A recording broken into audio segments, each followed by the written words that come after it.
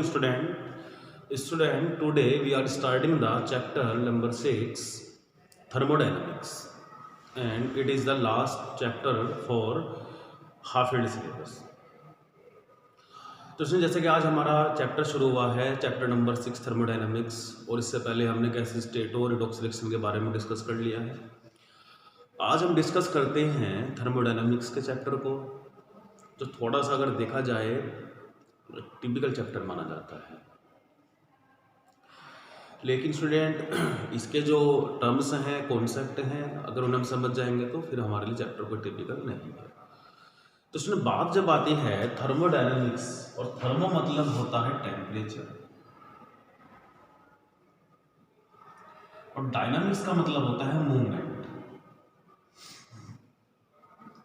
अब temperature student क्या है? टेम्परेचर भी एक एनर्जेटिक फॉर्म है।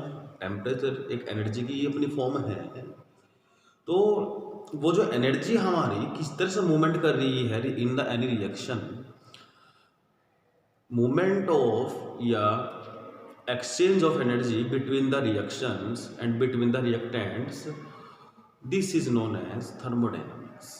कोई रिएक्शन टेम्परेचर के अंदर हीट एब्जॉर्ब कर रही है या हीट आउट कर रही है, इवोल्यूट कर रही है, तो हमारा इस तरह का जो एनर्जी का जो मूवमेंट है पार्टिकल्स के बीच में, एटम्स के बीच में, उससे हम कहते हैं थर्मोडायनामिक्स। डायनामिक्स में मतलब होता है स्टूडेंट मूवमेंट, मोशन होना। इसे आप कैसे समझेंगे?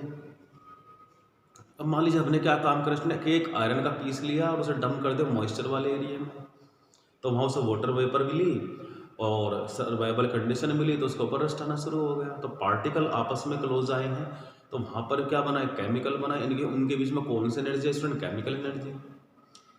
तो एनर्जी किस तरीके से किस फॉर्म में काम करती है, क्या उसके ऊपर फैक्टर काम करते हैं, वो बनते हैं हमारा, वो जो स्टडी हमें करनी है वो है हमारी थर्मोडायनामिक्स।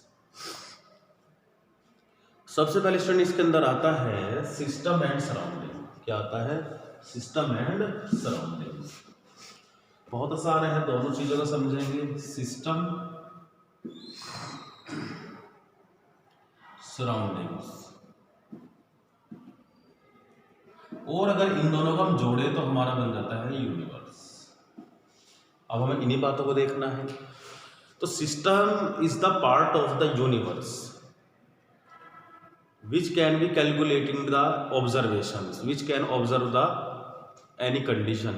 यानी कि सिस्टम एक यूनिवर्स का वो स्मॉल पार्ट है जिसके अंदर हम कोई भी ऑब्जर्वेशन कर सकते हैं, उसे नोट कर सकते हैं, या जो चेंज होते हैं उन्हें हम देख सकते हैं, वो बन जाता है सिस्टम। और उस सिस्टम को छोड़ करके स्टूडेंट आसपास anything except the system around us is known as surroundings. Surroundings का मतलब चारों तरफ, and the system plus surrounding to form the universe. इन दोनों को जोड़े तो क्या बन जाता है स्टूडेंट? हमारा यूनिवर्स बन जाता है। अब एग्जांपल समझते हैं कैसे। अब स्टूडेंट हमारा क्या है, नॉर्मली हमारे घरों में एलपीजी सेटअप है, यानी कि एलपीजी गैस है और सिलेंडर है, उसका एक अपना रबड़ पाइप है, रेगुलेटर है, वो एक पूरा सिस्टम बन गया। अब उसके आसपास जो और चीजें हैं जो जरूरी है, जो और चीजें काम करेंगी, वो हो गई हमारी सराउंडिंग्स हो गई। दोनों के बीच में जो इंटरेक्शन होगा, जो एनर्जी एक्सचेंज होगी, वो बन जाएगा टोटल एक्सचेंज एनर्जी। जो कुछ भी होगा वो होगा आपका यूनिवर्स। तो ये है सिस्टम एंड सराउंडिंग। इसके अलावा स्टूडेंट एक एग्जांपल बहुत आसानी से हम समझ सकते हैं, जैसे हमारा कंप्यूटर सिस्टम है। क्या कहते हैं हम? सिस्टम। तो कंप्यूटर में आपका मॉनिटर भी है, कीबोर्ड भी है, यूपीएस भी है, और आपका सीपीयू भी है, माउस भी है, ये हो गया सिस्टम हो गया। और इससे अलग जो और सराउंडिंग्स रहने वाली हैं, जो और चीज़ें होंगी, वो सराउंडिंग्स बन जाएंगी। दोनों का मिला करके टोटल यूनिवर्स बन जाता है। अब हम देखते हैं स्टूडेंट यहाँ पर टाइप्स ऑफ सिस्टम देखते हैं कि सिस्टम के टाइप्स क्या क्या हो सकती हैं। तो हमारे सिस्टम जो देखा जाए वो 3 तरह के बन जाते हैं, ओपन, क्लोज्ड एंड आइसोलेटेड।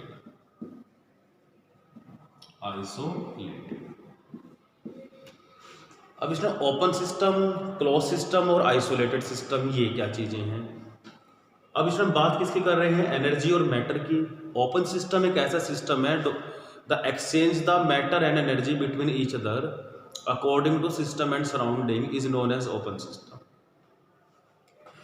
यानी कि जो एक हमारा सिस्टम है उसके अंदर अगर कोई मैटर है और उसकी कोई एनर्जी है, तो सिस्टम के अंदर जो मैटर एनर्जी है अगर उसका एक्सचेंज किससे हो रहा है स्टूडेंट, सराउंडिंग से हो जाए, तो हमारा क्या बन जाता है, ओपन सिस्टम बन जाता है। जैसे समझते हैं,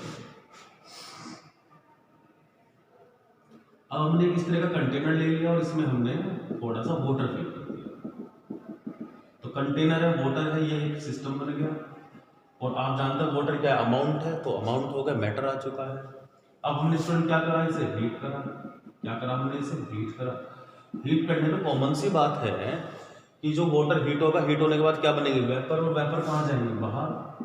और बाहर क्या है, बाहर सराउंडिंग है। तो एक्सचेंज ऑफ एनर्जी का एक्सचेंज हो रही है, साथ साथ वाटर वेपर भी बाहर जा रही है, यानी कि अमाउंट ऑफ मैटर भी बाहर जा रहा है। तो exchange of energy as well as amount of matter between the system and surrounding is known as open system। ये open system है। इसी तरह से हमारा होता है स्टूडेंट क्लोज सिस्टम। देखते हैं क्या है।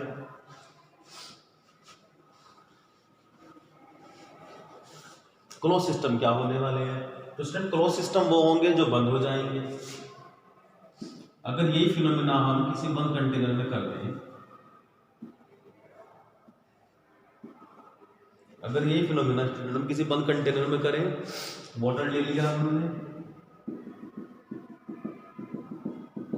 अब वाटर को हीट करा, तो वाटर की अमाउंट तो बाहर नहीं जा रही है, केवल क्या हो रहा है, ये कंटेनर चारों तरफ से हीट अप हो गया, हीट। तो ये क्या हो गया स्टूडेंट, ये हमारा सिस्टम हो गया, और बाहर क्या हो गया, सराउंडिंग्स। सराउंडिंग्स। तो if only heat exchange to the surrounding, केवल एक्सचेंज किसका हो रहा है स्टूडेंट, हीट का हो रहा है, तो क्या बन जाता है, हमारा क्लोज सिस्टम बन जाता है। बहुत सारे एग्जांपल हैं, तो यही हो गया।